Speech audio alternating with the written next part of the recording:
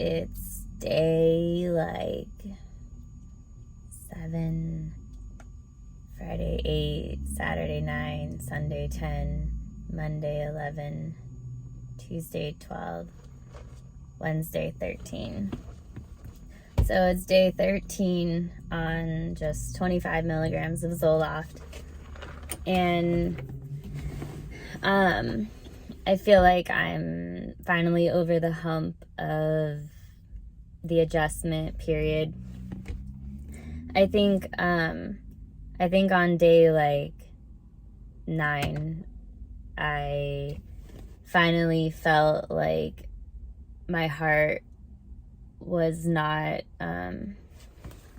like skipping a beat as much. By the way, I have lines on my nose from my sunglasses because every time I wear sunglasses, I get lines on my nose for the next like 3 hours, and it sucks because there's just so many choices to make in life. I knew I wanted to try and make this video, but I really didn't want to have lines on my nose, but whatever. So anyway, after like day 9, I finally felt like my heart wasn't skipping a beat, and I wasn't gonna like have some like crazy heart attack that was gonna cause me to have some weird heart condition for the rest of my life. Like, that was kind of a fear of mine, because I think I don't even know if I mentioned that in all of my videos where I got extremely sidetracked and started talking about everything else in my life. But yeah, initially I felt like from day 1, I felt my heart like skipping a beat. And I knew that it does that to me. It did it to me last time, but once I adjusted to it, but I was on a really high dose, like 50 milligrams and then 100 milligrams. And like at first I was on 50 for the first like 6 or 7 months, and then I was on 100 milligrams for the next like, I don't know, like another 7 months. And my heart skipping a beat was a little more, it was like more intense, but it only happened like every like, I don't know, 4, 5 days, maybe every 3 days. I really don't know. I just know it was something that happened often enough that it was concerning. But at the same time, I wasn't severely depressed. So I kind of just, dismissed it because the pros outweighed the cons, even though that sounds crazy. It's really not. When you're severely depressed with that type of sadness and pain and like torture, really, like you just can't get out of bed, and then having your heart skip a beat every now and then, but being able to just live life and be in the moment and spend time with your friends and have experiences and be happy. Like, not that the antidepressant makes you happy, it gives you the opportunity to feel what you would feel if you weren't drowning in depression. So yeah, so my heart finally isn't like fluttering anymore like it was as I was adjusting onto this. And I also had a really bad headache for the first like 7 days. Like the first like 5 to 7 days, my head like really was hurting, but it wasn't the type of headache where I felt like I was gonna have a seizure, which that's another type of feeling. And after I had the seizure from possibly the Wellbutrin I was on, yeah, I mean, it sounds crazy to talk about all the side effects of antidepressants,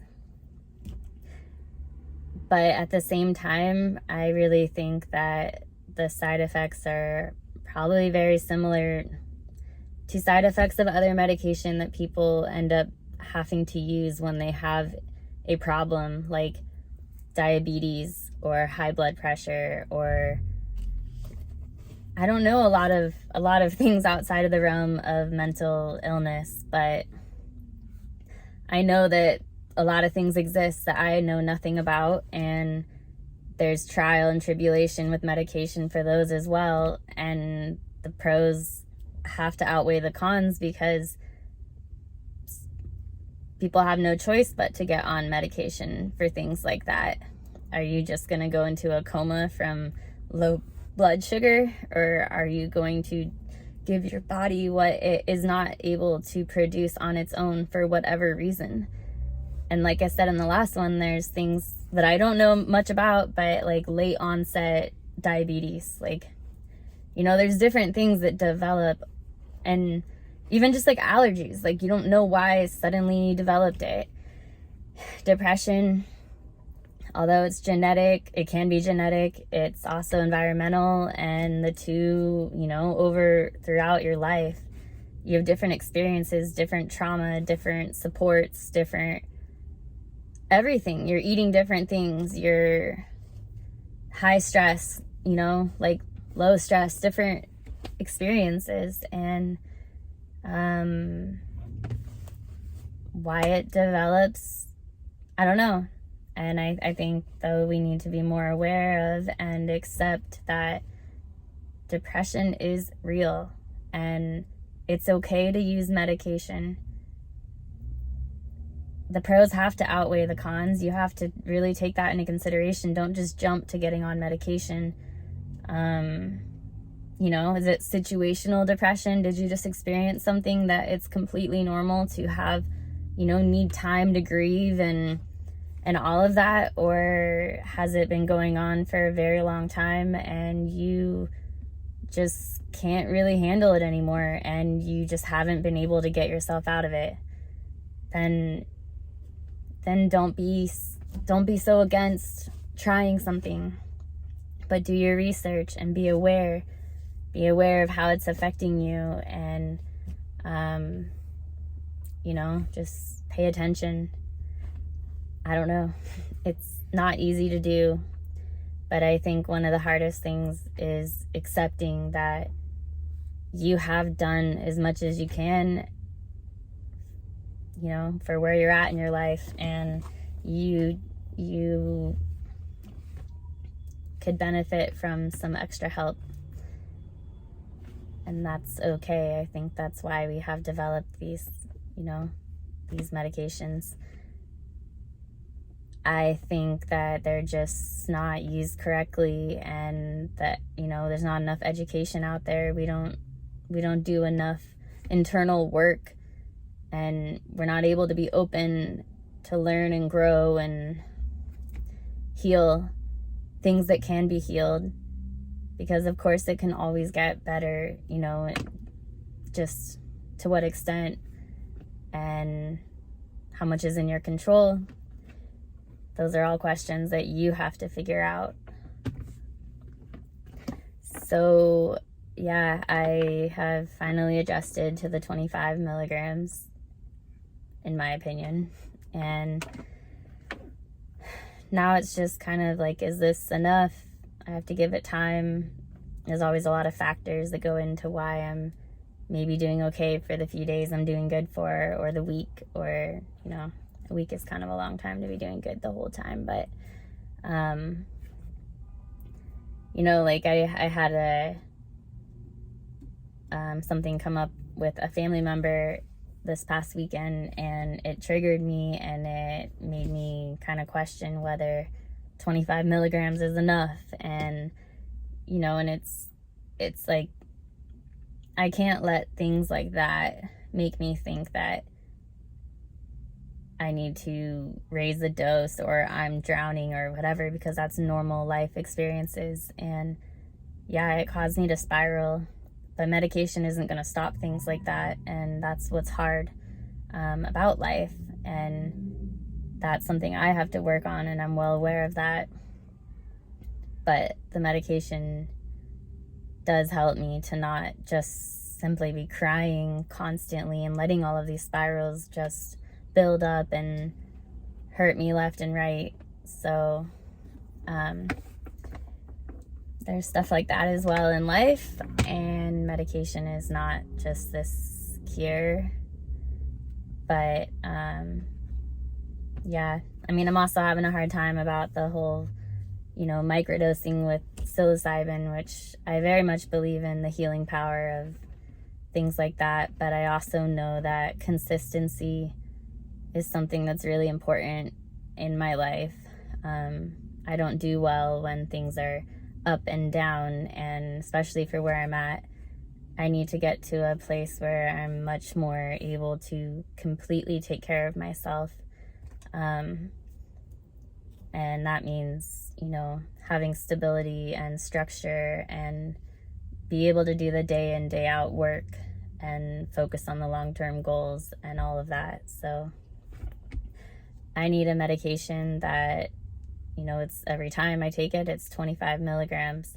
It's consistent. It builds in my system. It's not like Adderall where you take it, it works, it wears off, you take it the next day. It's the same thing.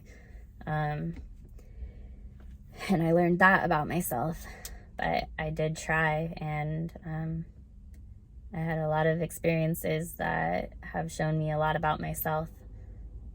It's not been easy, and at times it has been risky. So I'm just saying, like, you got to figure it out for yourself, what works and what doesn't. But that's where I'm at right now with 25 milligrams of Zoloft. So I just got back from a trip. I did something for the Olympic and Paralympic Committee, and was in Colorado Springs, and then I went and visited my old USA wheelchair basketball teammate Becca and watched the rest of the Paralympics, which I could make another video on the emotions of all of that, having stepped back and trying to work on myself and know that I need to take this time for myself and not get pulled into the idea that I'm missing out, or I'm just, I don't know, a shitty person, and all of the thoughts that can come in. So there's that, but I also learned that that's just a part of the process. Learning to be above that and stay focused on myself and trust my decisions and know that this is all just a part of the process. This is all a part of the healing and things that you're going to have to face because of the choices that you made. But it's okay. They're going to be hard, but that doesn't mean that they're bad. And if you stay true to yourself, you will find your path.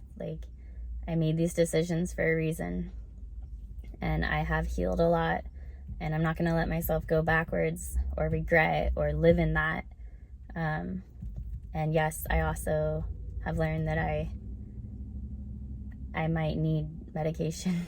I don't know. It's a very strange journey that is not easy, but I've been doing it my whole life, and I am finally learning, because I'm learning that I have more control over my life than I used to think or know that I had. So I'm just kind of building it for myself now, whereas before it was kind of just, I just didn't know what I was doing or what was happening, and now I'm undoing all of that. So gotta go to my grandparents now, and I'm gonna see Max for a day before I leave. I'm excited to see him and them, and there's my update.